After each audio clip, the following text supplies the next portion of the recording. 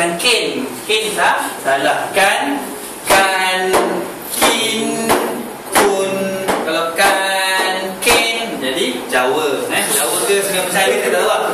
Bunyi tu kena betul. Kan, kin, kun. Okey, kena la dulu. La, li, lu, la, li, lu, lan, lin, lun. Okey, baca dan tentukan. 1, 2, 3. La, li, lu, la, li, lu, lan, lin, lun. Cantik semua dapat Okey, sambung. Wakala. 1, 2, 3. Wakala. Baca dan tentukan. Wakala. Wakala. Ini yang sama atas ni dan bawah benda yang sama, cuma kaf dia berubah bentuk. Huruf yang sama, bentuk yang berlainan. Okey, nombor 2. Wakala. 1, 2, 3. Wakala. Lagi sekali. Wakala. 1, 2, 3. Wakala. Okey, yang ketiga. Wakilun. 1, 2, 3. Wakilun.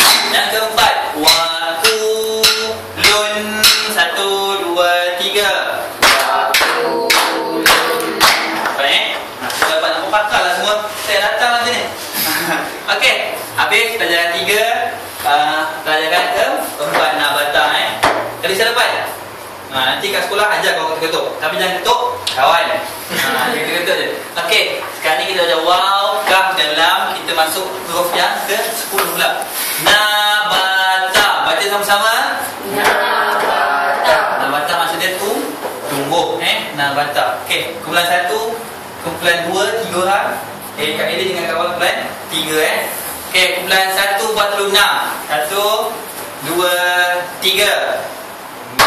Kumpulan 1 ni kumpulan 1. Oh. Okey, nak Naninu. 1, 2, 3. Naninu, naninu, naninu. Kumpulan 2 buat ba. 1, 2 dan 3. Kak Saira, Puan Sharon dengan Kanisha. Ba. 1, 2, 3.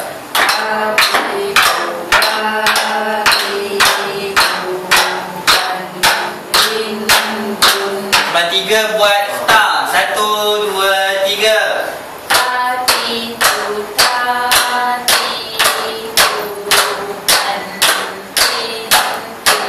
Semua dapat nampak dia punya sebutan dia okey, bacaan dia pun, rentak tu pun okey juga. Okey, sekarang